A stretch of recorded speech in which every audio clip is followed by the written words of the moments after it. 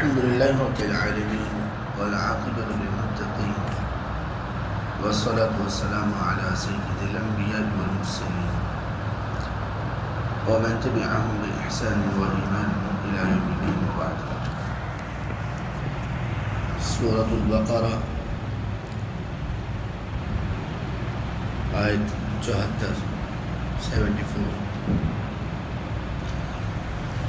أعوذ بالله من الشيطان الرجيم ثم قست قلوبكم من بعد ذلك. پھر تمہارے دل سخت ہو گئے اس کے بعد. فهي كالحجارة، سو یہ پتھر کی طرح ہو گئے.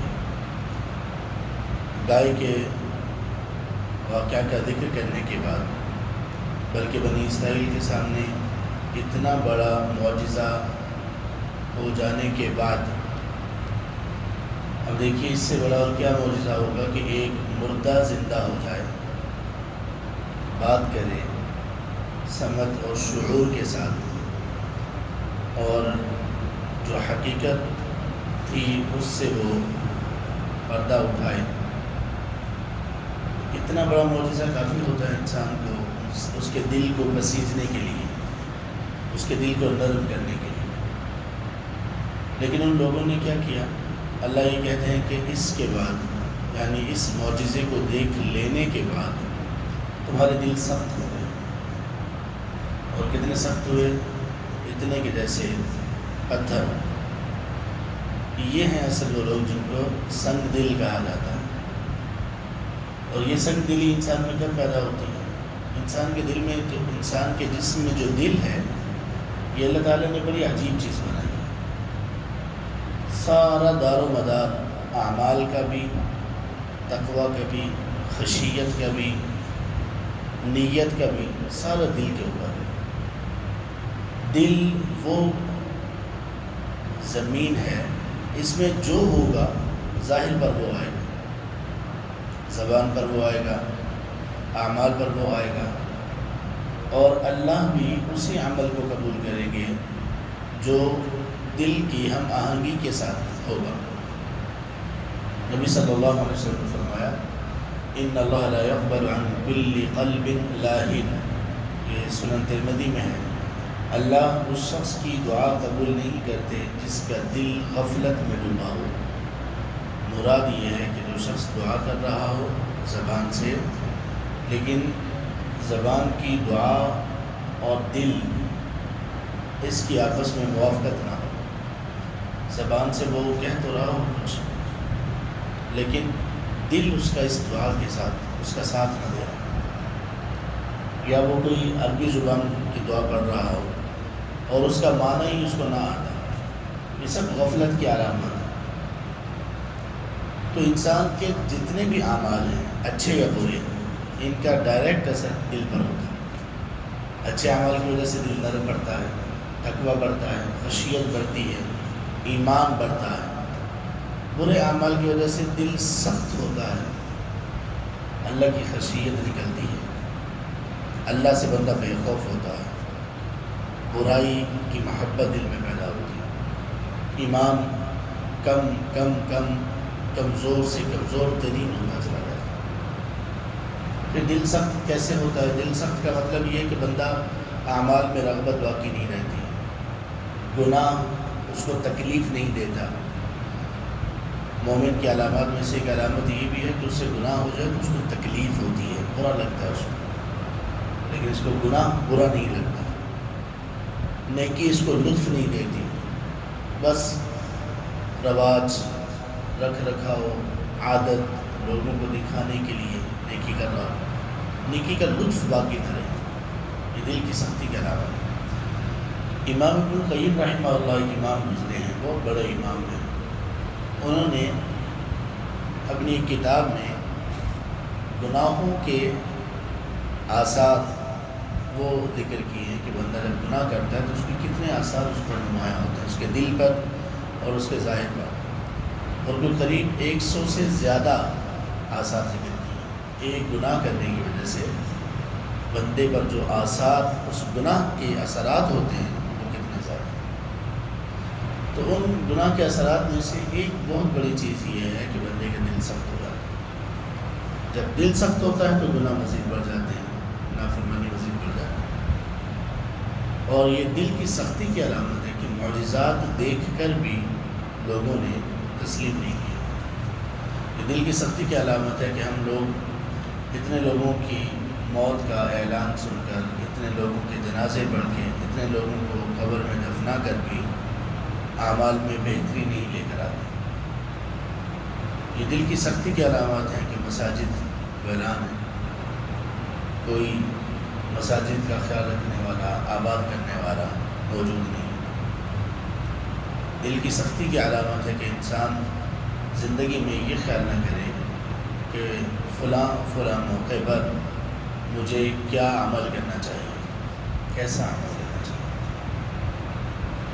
انسان کے سامنے دو راستے ہیں، اللہ نے یہ کہا، رسول نے یہ کہا، اور دنیا کا تقاضا یہ ہے، اور دونوں اپوزٹ ہیں۔ تو انسان اللہ اور اس کے رسول کی بات کو چھوڑ دے، دنیا کو رکھ لے، یہ دل کی سختی ہے۔ جب دل سخت ہوتا ہے تو پھر آنکھیں بھی سخت ہو جاتی ہیں، آنسو خشک ہو جاتے ہیں، رونا نہیں آتا، اس لیے کہ آنسوں کا تعلق ہے ہی دل کے ساتھ۔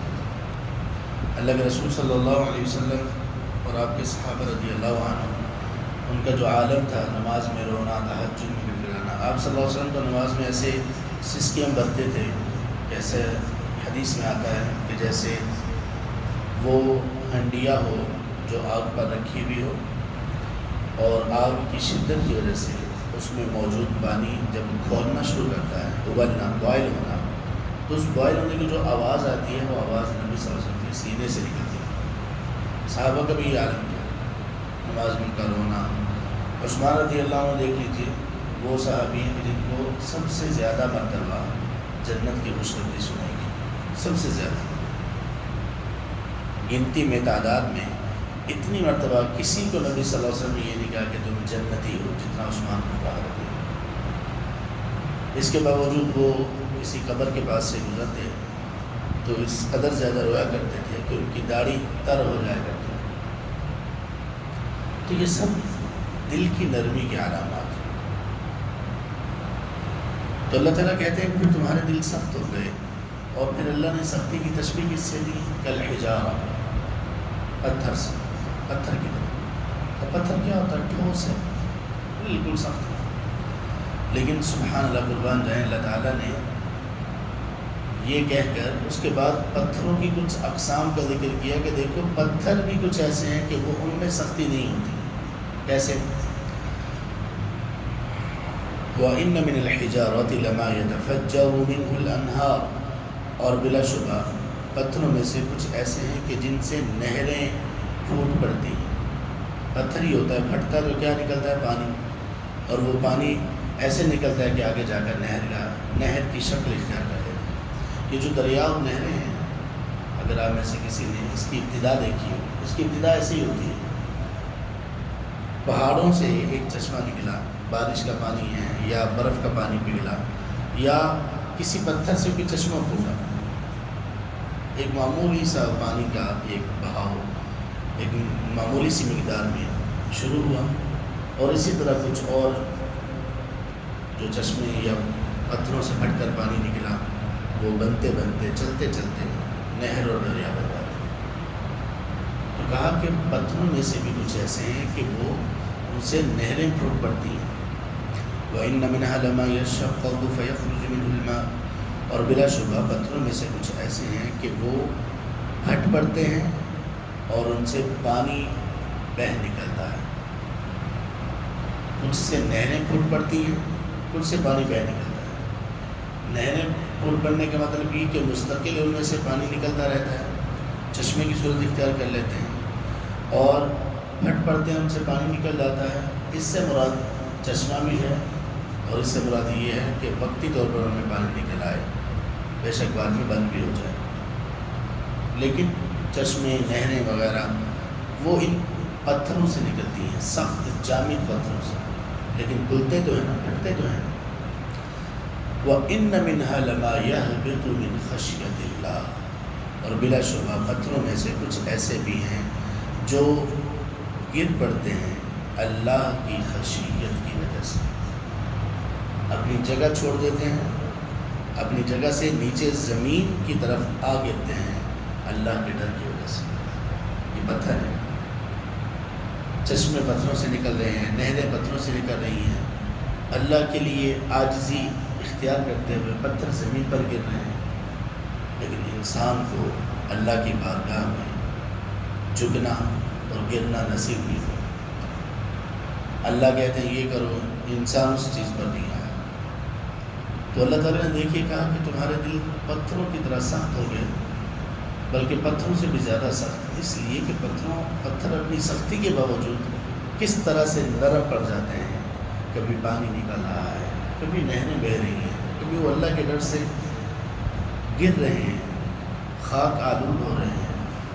تم ہو کہ تم پر اللہ کی خشیت کی کوئی آثار ہی نہیں، تم ہو کہ اتنے معجزات دیکھ لینے کے باوجود بھی اللہ کی طرف کوئی رجوع ہی نہیں، تم ہو کہ اللہ پر ایمان لانے کے باوجود اس کی بات ماننے کے لیے تیار نہیں، تم ہو کہ تمہاری آنکھوں سے ایک قطرہ آنسو ہی نہیں نکل رہا، پتھر ہیں، سخت ہیں، چشمے نکل رہے ہیں، نہریں نکل رہی ہیں، تو تم بھی تو اپنی آنکھوں سے کچھ بہاؤ نہ ہو سکتا کہ، لیکن دل کی سختی تو کہاں سے بہے؟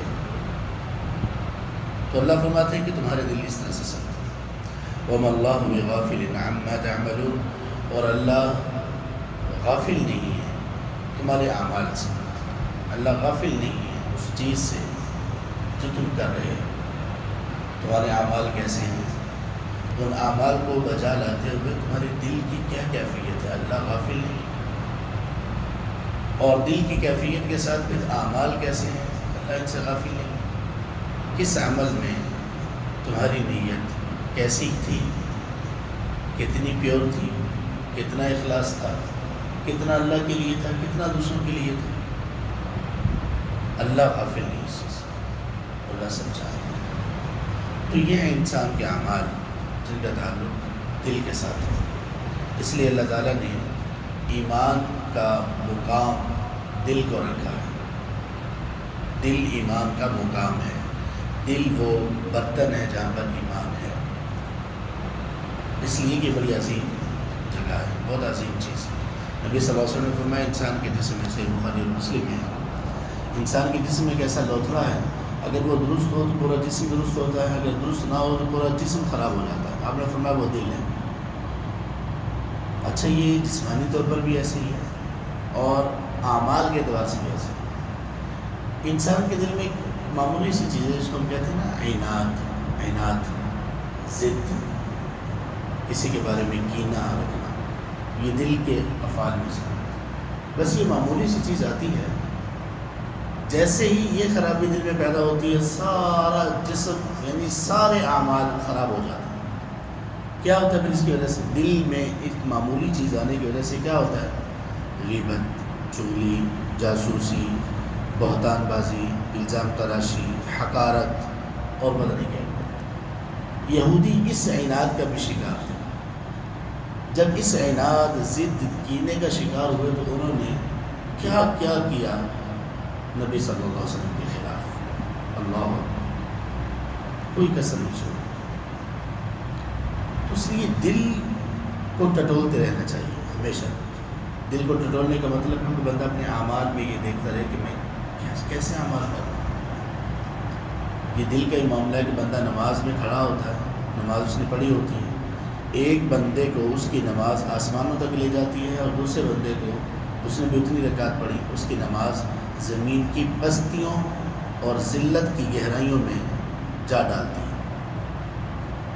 کیوں؟ اس لیے کہ نماز کے اندر خشوع نہیں ہے، خضوع نہیں ہے، ریاکاری ہے، ریاکاری ہوتا اعمال برباد۔ اب ریاکاری کا بھی تعلق کس کے ساتھ ہے؟ دل کے ساتھ۔ تو اس لیے ہمیں سنگ دل نہیں ہونا چاہیے، دلوں کی سختی سے اللہ کی پناہ مانگنا چاہیے، دلوں کی نرمی اللہ سے طلب کرنی چاہیے، اور اپنے دل کو ہمیشہ ٹٹولتے رہنا چاہیے کہ کتنا ایمان ہے۔ اللہ ہمارے دلوں کو عافیت والا اور ایمان کا گہوارہ بنا دے، آمین یا رب العالمین۔ سبحانک اللہم و بحمدک اشہد ان لا الہ الا انت استغفرک